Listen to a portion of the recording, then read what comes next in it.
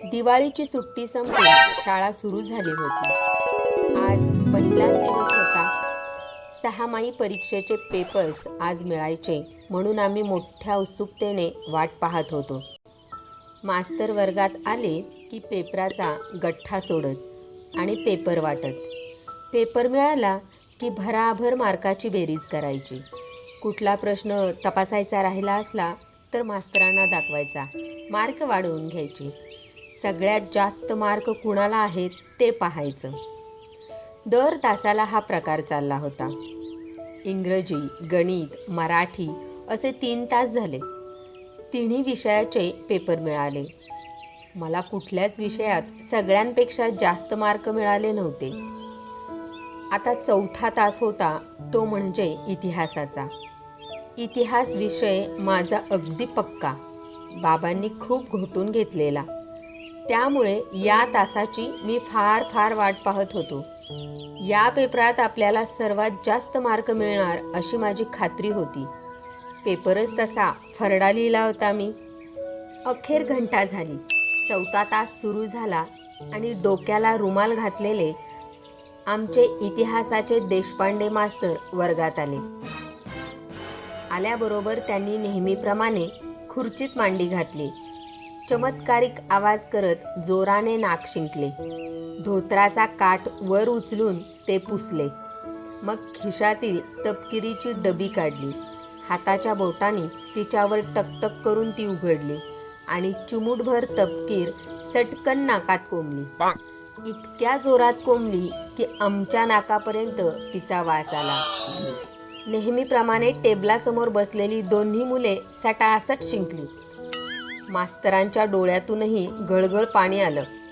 दोन्ही हात एकमेकावर आपटून झाडीत ते तोंड उघडून स्वतःशीच म्हणाले, आ हा हा हा हा, काय बरं वाटलं.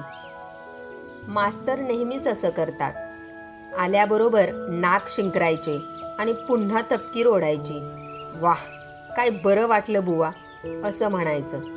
मग पुन्हा नाक शिंकरायचे, पुन्हा तपकीर ओढायची आणि पुन्हा तेच वाक्य डोळे मिटून म्हणायचे.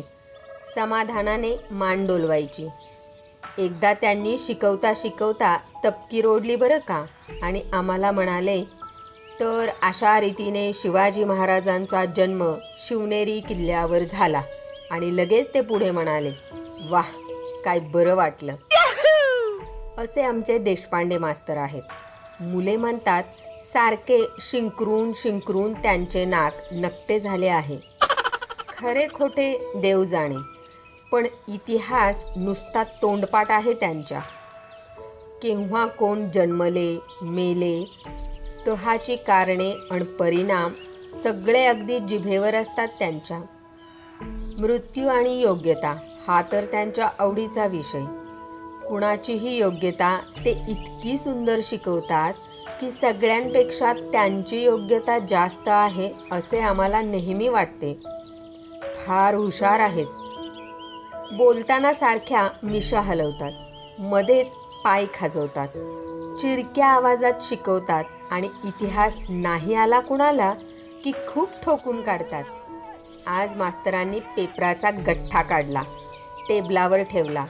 एखादी पोथी ठेवावी तसा ठेवला. मग आमच्याकडे त्यांनी बराच वेळ रोखून पाहिले. गठ्ठ्याची दोरी सोडून पेपर मोकळे करीत ते गंभीरपणे म्हणाले, मुलांनो, 6माही परीक्षा ही शाळेतील एक ऐतिहासिक घटना असते. इतिहासाचा पेपर म्हणजे तर त्यातील एक सोन्याचे पान. अधूनमधून मास्तर असेच काहीतरी बोलतात. काही कळत नाही. आम्ही आपले नुसते ऐकत राहतो. मी उठून नम्रपणे विचारले, पण सर, पेपर वाटणार ना तुम्ही आज? मास्तरांनी एकदम नाक उडवले. तू गप्प बैस मूर्खा, एकदम असं विचारू नये. हो, तर काय सांगत होतो मी? हां, पेपर मी तुम्हाला आज देणारच आहे, पण तत्पूर्वी तुम्ही केलेल्या ऐतिहासिक चुका तुम्हाला सांगणं माझं कर्तव्य आहे. काय रत्ने आहेत एक एक. आ हा हा हा हा, इतिहास कधी कुणाला क्षमा करीत नाही, समजलात? आम्ही सगळ्यांनी माना डोलवल्या. मग मास्तरांनी पहिलाच पेपर उचलला. नंबर 1, सदाशिव अनंत साठे. साठे कुठं आहे? साठे चष्मा लावतो, त्यामुळे त्याला लवकर ऐकू येत नाही. 2-3दा हाका मारल्यावर तो दचकून उभा राहिला. काय सर? हा 1 नंबरचा गाढव आहे. मास्तर त्याच्याकडे बोट दाखवून गंभीरपणे म्हणाले, यानं गद्यानं काय लिहिलंय पहा. शिवाजी महाराजांचा जन्म रायगडावर झाला. ते लहानपणी हुशार होते. त्यांनी घराला स्वराज्याचे तोरण बांधले होते. ते पुण्यात शनिवार वाड्यात राहत असत. हे वर्णन ऐकून सगळ्या वर्गात मोठा हशा झाला. ही ही ही करून आम्ही सर्व मुले हसू लागलो. साठे लेकाचा अगदी बावळट आहे. त्याला काही म्हणजे काही कळत नाही. साठ्या, चल इकडे ये. मास्तरांनी करड्या सुरात हुकूम सोडला. साठे भीत भीत आला तसा त्यांनी त्याचा कान धरला आणि जोरात पिरगळला. दोन्ही पाय आपटीत साठे थाया थाया नाचायला लागला, ओरडायला लागला. अक्कलेच्या कांद्या, शिवाजी महाराज शनिवार वाड्यात राहत होते का? नाही नाही, साठे घाबरून ओरडला. मग कुठे राहत होते? मी काय सांगितलं होतं? जिजामाता बागेत, वसंत टाकीजवळ. बघा बघा अक्कल. साठ्याचे उत्तर ऐकून मास्तर आणखी भडकले. त्यांनी त्याला चांगला चोपला. त्याच्या कानाचे अगदी भजे झाले, पाठही लाल झाली. त्याच्या मागोमाग हळूहळू इतर मुलांना बोलवायला सुरुवात झाली. मास्तर प्रत्येकाने लिहिलेला मजकूर वाचून दाखवू लागले आणि त्याला झोडपू लागले. एकाने हुमायून हा बाबराचा बाप असून बाबराने त्याला देशोधडीला लावले व स्वतः राक्षस तागडीशी लढाई करून दिल्लीची गादी बळकावली असे ठामपणे म्हटले होते. त्याबद्दल त्याला चांगलाच चोप बसला, इतका की पुन्हा आपण अशा रीतीने दिल्लीची गादी कधीही बळकावणार नाही असे त्याने रडत रडत कबूल केले. दुसऱ्या एकाने लिहिले होते की शेरशहाने फूटपट्टीने जमीन मोजली आणि घोड्यांना डाग दिले. मास्तरांनी त्याला फूटपट्टीने बडवले. कुणी नूरजहान ही जहांगीरची सख्खी आई असल्याचे शपथपूर्वक लिहिले होते. कुणी शहाजहानला ठार मारून औरंगजेबाने आपल्या बापाच्या वधाचा सूड घेतला असे म्हटले होते. या सगळ्यांना मास्तरांनी चांगलेच बडवून काढले. कोणाचे कान पिरगळले, कोणाला फुटपट्टीने ठोकले, तर कोणाच्या पाटीत धक्के घालून चोपले आणि मग सगळ्यांना पेपर दिले. वर्गात सगळीकडे रडारड झाली. आता टेबलावर एकच पेपर होता आणि तो होता माझा. मी मनातल्या मनात आनंदाने नाचायला लागलो. अखेर मास्तरांनी माझा पेपर उचलला. मोरेश्वर खंडो वसईकर. माझ्या पेपरची मी किती वेळ वाट पाहत होतो. आपल्या पेपरात असे काही नाही याची मला खात्री होती. या पेपरात आपल्याला नक्कीच सर्वात जास्त गुण मिळाले आहेत. मोठ्या उत्सुकतेने मी उठून उभा राहिलो. मास्तरांनी माझ्याकडे थोडा वेळ टक लावून पाहिले. असे पाहिले की मला एकदम भीती वाटू लागली. आपले काही चुकले तर नाही? मास्तरांनी एकदा नाक शिंकरले, पुन्हा एकदा तपकीर ओढली. वाह, काय बरं वाटलं वसईकर. काय सर, तुझा पेपर खूपच चांगला आहे. होय सर, मस्त लिहिलाय मी म्हटलं. खामोश, मध्ये बोलू नकोस. बरं, इतर मुलांसारखा तू इतिहासाचा खूणमुळीच केलेला नाहीस. सगळ्या प्रश्नाची उत्तरं तशी तू बरोबर लिहिली आहेस. पण मास्तरांनी परत माझ्याकडे टक्कर देणाऱ्या एडक्यासारखे पाहिले. माझ्या अंगावर काटा आला. पण काय सर, पण तू जरा जादा शहाणा दिसतोस. मुहम्मद तुगलक हा असाच अतिशहाणा होता. त्याचे भयंकर नुकसान झालं. मला काही कळलं नाही. मी आपली होय नाही अशी दोन्ही अर्थाने मान हलवली. मान काय हलवतोस मूर्खा? तू काय शिष्ट समजतोस स्वतःला? नाही सर, मी चाचरत बोललो. मग हे काय लिहिलंस पेपरात? काय? शिवाजी महाराजांना मुळीच लिहिता वाचता येत नव्हतं. होय सर, शिवाजी महाराजांना लिहिता वाचता येत नव्हतं. मी धीर करून म्हणालो. आमचे बाबा म्हणतात. पण मास्तरांनी मला काही पुरतं बोलू दिलं नाही. बकोंडीला धरून ओढत नेलं आणि टेबलाजवळ उभं केलं. मग फडदिशी मुस्काटात दिली. इतक्या जोराने दिली की अगदी डोक्यापर्यंत झिणझिण्या आल्या. मुहम्मद तुगलक खडानखडा आटवला. मला एकदम रडू आलं. कांगावा करू नकोस पुन्हा. इतिहासात चुकांना जागा नाही, मास्तर ओरडले. चल जा, जाग्यावर बैस. मी रडत रडत जागेवर जाऊन बसलो. मास्तर फारच भडकलेले दिसले. लालबुंद तोंडांनी त्यांनी बराच वेळ व्याख्यान दिले.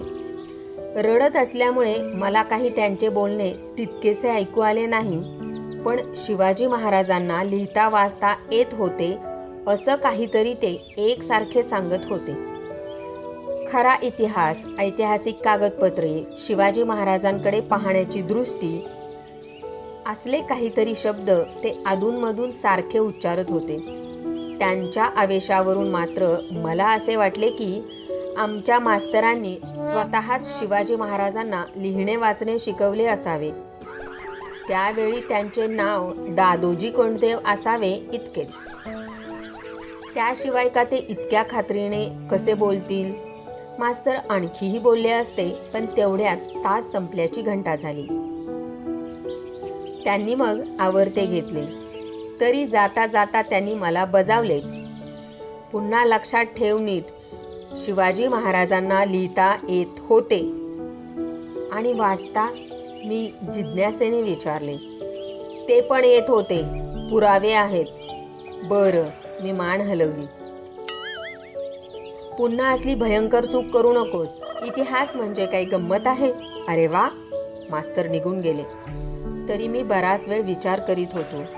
शिवाजी महाराज हे इतके थोर पुरुष होते की त्यांना लिहिता वाचता येत नव्हते असे म्हणणे मूर्खपणाचे आहे, असं मास्तरांनी फिरून फिरून बजावलं होतं. हे म्हणणे पटण्यासारखे होते. पण मग बाबांनी असे कसे मला सांगितले? बाबा सुद्धा खूप चांगले वाचतात. जुन्या जुन्या पोथ्यात धुंडाळीत बसतात. चष्म्यातून एक एक अक्षर वाचतात. त्यांनी मला चुकीचे का सांगितले बरे? विचारले पाहिजे. रात्री मी बाबांच्या डेस्कपाशी गेलो. म्हणालो, बाबा. कंदिलाच्या उजेडात बाबा कुठले तरी जुने मोडीपत्र वाचित होते. बाबा चष्मा लावतात आणि त्याच्या वरून सगळ्यांकडे पाहतात. ओठ हलवीत मोठ्यांदा वाचल्यासारखे मनात वाचतात. माझ्याकडे लक्ष न देता म्हणाले, काय रे बाबा, शिवाजी महाराज आहेत ना आपले? आहेत नाही, होते. सध्या नाहीत ते. तेच, त्यांना लिहिता वाचता येत होतं. बाबांनी एकदम वाचन थांबवले. त्यांचा चेहरा खुलल्यासारखा दिसला. डोळ्यावरचा चष्मा त्यांनी कपाळावर ठेवला. माझ्याकडे निहाळून पाहिलं. मग कौतुकाने विचारलं, का रे बुवा? काही नाही, उगीच. मुळीच येत नव्हतं. पण ते थोर पुरुष होते ना. मुळीच येत नव्हतं बाबा, पण ते थोर पुरुष होते ना. मी अर्थात मी तसं सिद्ध केलंय माझ्या नव्या पुस्तकात. सिद्ध केलंय म्हणजे काय? मी विचारले. सिद्ध केलंय म्हणजे दाखवले. मग त्यांना लिहिता वाचता येत नव्हतं असं म्हणणं मूर्खपणाचं आहे, मी म्हणाले. त्याचबरोबर बाबांनी फाड दिशे माझ्या थोबाडात दिली. मास्तरांनी मारली त्यापेक्षा जोरात. डोके एकदम गरगरलेच. गाल काळा निळा झाला. गालाला हात लावून मी रडू लागलो. गाढवा, मला शहाणपणा शिकवतोस? बाबा संतापाने थरथर कापत म्हणाले, मला? सबंध जन्म गेला माझा यात. एक सबंध प्रकरण लिहिलंय मी याच्यावर 100 पानाचं. कुणी छापणारा भेटेना म्हणून, नाही तर एकेकाला असा लंबे करून टाकीन मी बस. मी रडत रडत विचारलं, लंबे करीन म्हणजे काय बाबा? तोंड फोडीन तोंड. थरथरा कापले पाहिजेत माझ्या पुढं. हां, अभ्यासच तसा आहे. काय आहे की नाही? होय. मी गाल चोळला. आणि मग शिंग फुटली काय तुला? मी नकळत डोक्याला हात लावला, चापचले, मान हलवली. कोणता गद्दा म्हणाला तुला हे?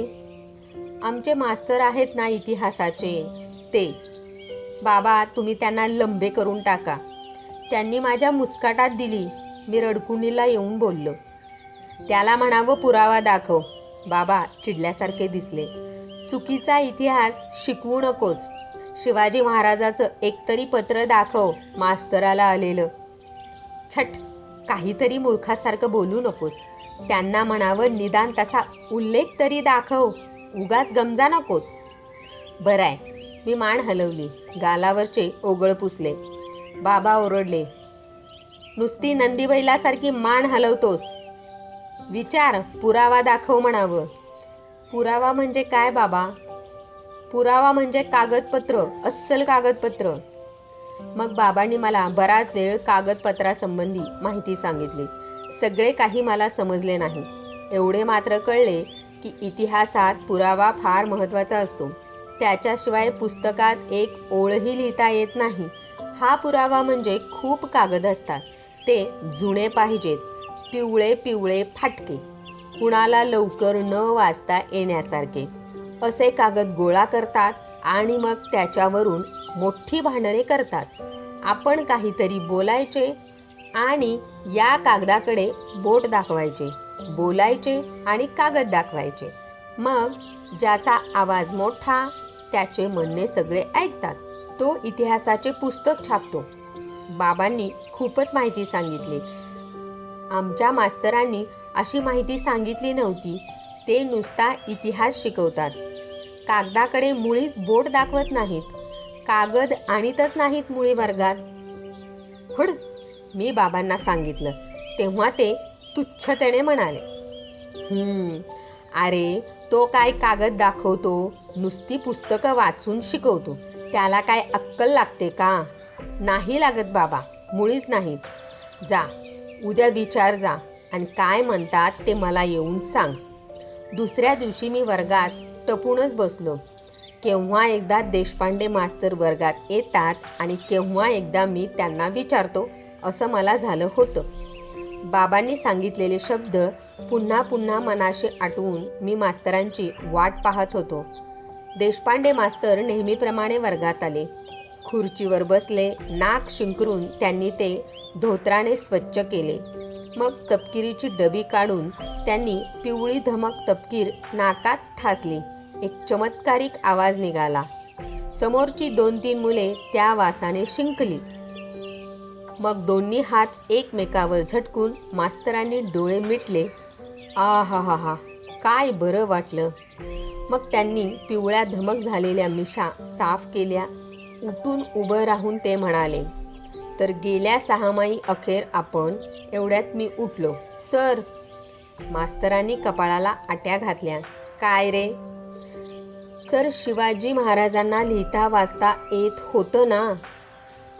हा प्रश्न ऐकून मास्तर माझ्याकडे विचित्रपणे पाहू लागले. त्यांचे डोळे लकाकले. अर्थात. पुन्हा पुन्हा तेच काय विचारतोस? मग याला पुरावा काय? काय?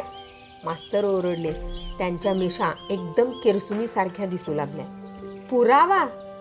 गाढवा, तू मला पुरावा मागतोस? कान लांबले काय तुझे? मी मान हलवली. मग माझे बाबा म्हणाले, पुराव्या वाचून बोलू नका, कागद दाखवा. पिवळे पिवळे अन फाटके. पिवळे पिवळे अन फाटके? मास्तरांनी डोळे वटारले. असं काय? माझी चेष्टा चालवली काय? त्यांना म्हणावं दाखवेन. कागद सुद्धा दाखवीन, तुम्ही काय समजलात? बोलता बोलता त्यांनी कोटाच्या खिशात हात घातले. मला आश्चर्य वाटलं. पुरावा इतक्या जवळ त्यांच्या खिशात असेल अशी मला कल्पना नव्हती. तरी मला वाटलंच. खिशात कागद ठेवल्याशिवाय आमचे मास्तर इतक्या खात्रीने बोलायचे नाहीत. मास्तर तसे हुशार आहेत. कुणाला लवकर ऐकायचे नाहीत. शिवाजी महाराजांना सुद्धा ऐकायचे नाहीत. मी टेबलाजवळ गेलो. हात पसरला. द्या. काय द्या? मास्तर एकदम खेकसलेच. मी घाबरलो. पुरावा? पिवळे पिवळे कागद खिशात आहेत ना तुमच्या? हे ऐकल्यावर मास्तर एकदम इतके भडकले की त्यांचा चेहरा तांबडा लाल झाला. खिशातला हात काढून त्यांनी फाडदिशी माझ्या थोबाडात भडकवली. त्याच्या पाठोपाठ 2-3 गुद्देही पाटीत घातले. इतक्या जोरात घातले की मी पहिल्या बाकावर जाऊन आपटलो. बाकावर दोन्ही मुलांच्या अंगावर पडलो. ती दोन्ही मुले एकदम घाबरली आणि रडायला लागली. माझेही नाक चेमटले. गाल झणझणत राहिला. पाठही दुखू लागली. मग मास्तर एकाएकी ओरडले, उठ तिथनं, चल जा जागेवर बस. गाल चोळत चोळत मी जागेवर गेलो. हुंदके देत राहिलो. पुरावा पाहिजे काय? देईन देईन, पुरावा सुद्धा देईन म्हणावं. मीही काही कच्च्या गुरुचा चेला नाही. कच्च्या गुरुचा चेला? कच्च्या गुरुचा काय? मला काही नीटसे समजले नाही. मास्तर चिडले म्हणजे असेच काहीतरी बोलतात. मनात आले होते एकदा विचारावा त्याचा अर्थ, पण पुन्हा मुस्कटात बसेल म्हणून मी काहीच बोललो नाही. नुसता त्यांच्याकडे बघत राहिलो. गाल चोळत आणि कपाळावर आट्या घालून. हात फिरवून मास्तरांनी पुन्हा मिशा साफ केल्या. दातओठ खात घोगरे आवाजात ते म्हणाले, जा, तुझ्या बाबांना म्हणावं पैठण नावाचं गाव तुम्हाला माहीत आहे का? होय सर, त्यांना माहीत आहे. ऐक मूर्खा, मध्येच बडबड करू नकोस. बरं. तिथल्या क्षेत्रोपाध्यायाच्या वहीत शिवाजी महाराजांचं अक्षर सापडलं आहे म्हणावं. जगजाहीर गोष्ट आहे. पण झापडं लावून हिंडणाऱ्यांना कसं कळणार हे? जा, तूर्त एवढंच सांग, म्हणजे त्यांची जीभ टाळ्याला चिकटून बसेल. आणि कागदपत्र? मी घाबरत घाबरत बोललो. तू सांग नुसतं, फाजीलपणा करू नकोस. बरं. त्या दिवशी मास्तरांनी सगळा तास त्यात घालवला. पैठणमध्ये शिवाजी महाराजांचं अक्षर कसं सापडलं आहे आणि ते शिवाजी महाराजांचेच कसे आहे याबद्दल ते खूप वेळ बोलत होते. मला एक शब्द समजला नाही. पण मास्तरांनी खूप मोठे मोठे शब्द सांगितले. मोठ्या मोठ्या लोकांची नावे भराभर घेतली. इतका वेळ बडबड केली की आम्ही सगळी मुले अगदी घाबरून गेलो. सबंध तासभर चुपचाप बसून राहिलो. एक अक्षरमध्ये बोलण्याची कुणाची छाती झाली नाही. रात्री बाबांची गाठ पडेपर्यंत मी बरेचसे विसरून गेलो होतो. बाबांनी मला हाक मारली आणि काय झालं म्हणून विचारलं. तेव्हा मी मनाशी आठवू लागलो, पण नीटसे काही आठवेना. बाबा उत्सुकतेने वाट पाहत होते. मी करीत घुटमळू लागलो. तेव्हा ते चिडले. मग मी आठवण्यात वेळ घालवला नाही. लगेच सांगून टाकलं. मास्तर म्हणाले की कुठलीशी पैठणी आहे आणि त्यात एक वही आहे. त्यात शिवाजी महाराजांनी लिहून ठेवलेलं आहे. बाबा तुच्छतेने हसले. त्यांनी चष्मा कपाळावर ठेवला. पैठणी नव्हे, पैठण. ही तर तुझ्या मास्तराची अक्कल. हो हो. तिथं काय सापडलंय, ढेकळं? शिवाजी महाराजांचं अक्षर म्हणाले मास्तर. हो, पण कसली अक्षरं विचारलं का? मान हलवून मी नाही म्हणून सांगणार होतो, पण तेवढ्यात बाबांच्या तोंडाकडं माझं लक्ष गेलं. ते बरेच संतापलेले दिसले. आता जर मी नाही म्हटलं तर आपल्याला एक जोरात तोला बसेल अशी मला भीती वाटली. मग मनाशी थोडा विचार केला आणि बेधडक सांगून टाकलं, हो विचारलं ना. शाबास. मग काय उत्तर दिलं लेकाच्यानं? कसली आहेत अक्षरं? ग म भ न. मी ठोकून दिलं. ग म भ न? बाबा आश्चर्याने म्हणाले. शिवाजी महाराज काय पैठणला अक्षर गिरवायला गेले होते काय? मोठा बनेल दिसतो की तुझा हा मास्तर. अरे पोरं दिसली म्हणून काय वाटेल त्या थापा मारायच्या म्हणजे काय? इतिहास संशोधकाला ही भूमिका काही तितकीशी अनुकूल नाही. आणि बरं का बाबा, ते म्हणाले, काय काय ऐकू देत तर खरी मुक्ताफळं. ते म्हणाले की मी काही कच्चा पेरू नाही. कच्चा पेरू? हो, असं म्हणाले बुवा. बरं बरं, पुढे? ते म्हणाले की एवढंच सांग म्हणजे बाबाची जीभ टाळूला चिटकेल. खरंच चिटकेल बाबा? त्याचबरोबर बाबांनी काडदिशी माझ्या गालावर आवाज केला. चेहरा फार भीषण केला. असं? मी कच्चा पेरू काय? अरे देशपांड्या! बाबांनी रागारागाने बराच वेळ बडबड केली. त्यावरून मला समजले की पैठणची ती अक्षरं शिवाजी महाराजांची नाहीत. तसे सिद्ध करणारा पुरावा मुळातच नाही. शिवाजी महाराजांना लिहिता वाचता येत नव्हते हीच गोष्ट खरी आहे. देशपांडे मास्तरांनाच काही कळत नाही. तसे कळत असते तर ते मास्तर कशाला राहिले असते? ज्या माणसाला पैठण आणि पैठणी यातला फरक कळत नाही त्याला काय म्हणावे? बाबांचे बोलणे पुरे होईपर्यंत मी गाल चोळत होतो. सगळे संपल्यावर बाबा म्हणाले, तुला अकबर माहीत आहे का? हो, आमच्या वर्गात आहे. मी मान डोलवली. बाबांनी माझ्याकडं चमत्कारिक दृष्टीनं पाहिल्यासारखं मला वाटलं. तुझ्या वर्गात आहे? होय. कोण? अकबर मोमीन. त्याची परवाच सुता झाली बाबा. हट, तो नव्हे, अकबर बादशाह म्हणतोय मी. हां हां, तो झालाय आमचा. त्यालाही लिहिता वाचता येत नव्हतं. तरी तो शहाणा बादशाह होऊन गेला की नाही? मग त्याला शिकवायला कोणी मास्तर नव्हते बाबा? होते, पण त्या दोघांनी मिळून नुसते पतंग उडवले लहानपणी. हा हा हा हा. पण त्या दोघांनी मिळून नुसते पतंग उडवले लहानपणी. हा हा हा हा. बाबा हसले. शिवाजी महाराजही तसेच होते का?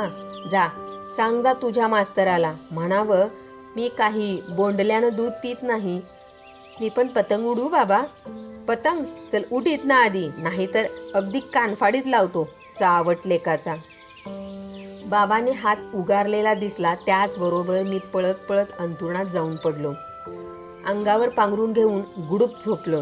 बाबांनी मास्तरांना काय काय सांगायला सांगितले याची आठवण करता करता केव्हा झोप लागली हेच मला कळले नाही. पुढच्या 2 दिवसात इतिहासाचा तासमुळी नव्हताच. त्यामुळे मी सगळं विसरून गेलो. बाबांनी आपल्याला काही सांगितले आहे हे माझ्या लक्षातच राहिले नाही. 2 दिवसांनी इतिहासाचा तास आला आणि देशपांडे मास्तर वर्गात आले. तेव्हा मला एकदम आठवण झाली. नीटसे काही आठवेना. मी अगदी घाबरून गेलो. मास्तरांनी काही आठवण केली नाही तर आपण काही बोलायचेच नाही असे मी मनात ठरवून टाकले. वर्गात आल्याबरोबर मास्तरांनी नेहमीप्रमाणे खुर्चीत मांडी घातली. तपकिरीचा जोरदार कार्यक्रम केला. मग एकदम माझ्याकडे दृष्टी वळवली.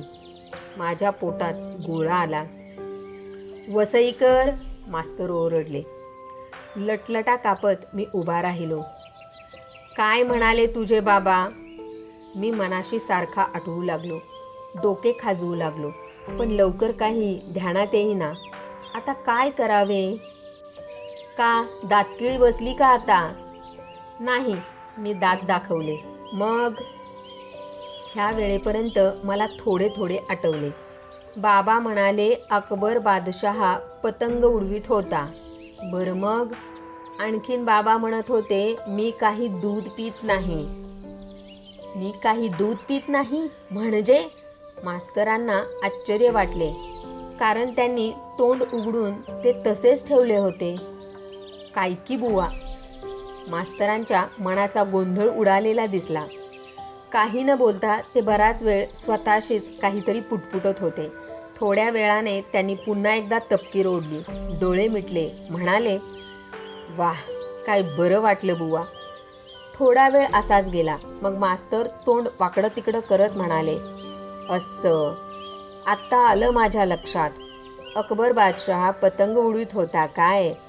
म्हणजे तो जसा उडान टप्पू तसा मी आहे असं म्हणायचं असेल तुझ्या बापाला.